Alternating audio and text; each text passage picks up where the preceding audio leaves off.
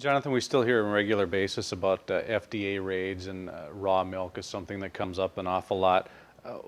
Where or why is there a concern there? Um, why can't consumers make their own choices on which products they want to purchase and consume? Good question. Raw milk is but one of dozens of substances that we consume that are susceptible to being infected with pathogenic bacteria. There's steak tartare, which is raw steak. There's oysters, raw oysters, which people consume. There's sushi. There are eggs. There's chicken. There are even vegetables and fruit. Raw fruit and raw vegetables are also grounds for the breeding of bacteria. Processing ends up being the primary means by which we minimize the risk of contamination, as well as testing, random testing of the products to determine whether harmful pathogens are there.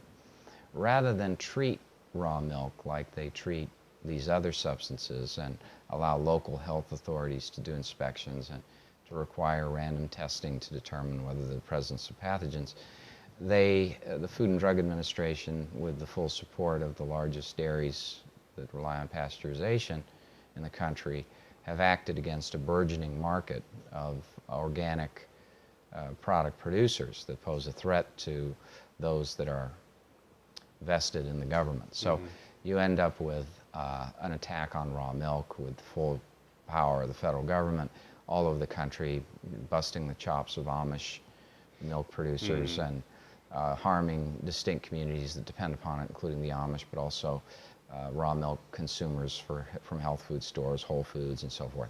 Now, there's an obvious and less restrictive approach to destroying everyone on the supposition that raw milk is inherently dangerous. And that's not true. Raw milk is not inherently dangerous.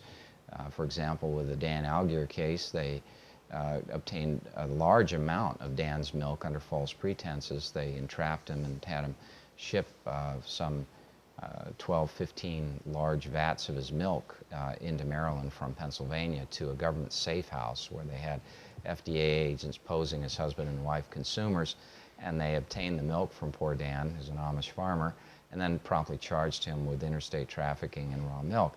And they had his farm under surveillance for over a year, and they watched who would go to his farm to buy the raw milk, and then they would watch where they go and see if they took that across the border. And it was magnificent work for the federal agents in clandestine operation.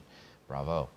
And they busted poor Dan's chops, but they tested all of his milk, and they didn't find any pathogens.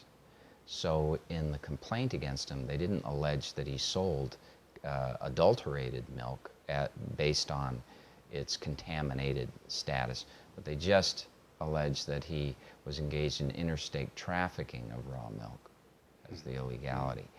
But there is a less restrictive alternative to bashing in the heads of Amish farmers and going about the country and taking people who are trying to take milk and sell it in organic foods and sell them. And that is, in the case of raw milk, to simply require a warning label on the milk that says that that this milk may contain pathogenic bacteria. To minimize your risk of contamination, boil the milk or heat the milk at 250 degrees for 2 minutes before ingesting. And that would kill all the pathogens. So rather than do that, though, they'd rather have this paternalistic government that wants only pasteurized milk. Of course, pasteurized milk isn't a panacea. Every year, pasteurized milk and cheese results in salmonella poisoning and so forth, precisely because the problem really lies in the handling that is used for these substances.